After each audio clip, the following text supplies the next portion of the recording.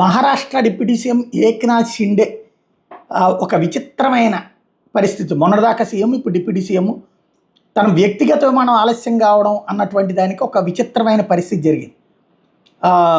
ఏదైతే జల్గావ్లో ఉన్నటువంటి ముక్తాయి నగర్లో జరిగినట్టు సంత్ ముక్తాయి ఆలయ పాల్కీ యాత్రలో పాల్గొన్న షిండే రాత్రి 9:15కి విమానం ఎక్కేందుకు వెళ్ళాడట. అయితే పైలట్ తన డ్యూటీ అవర్స్ ముగిసిపోయిందని, ఆరోగ్యం కూడా సరిగ్గా లేదని, విమానం నడపలేనని చెప్పేశాడట.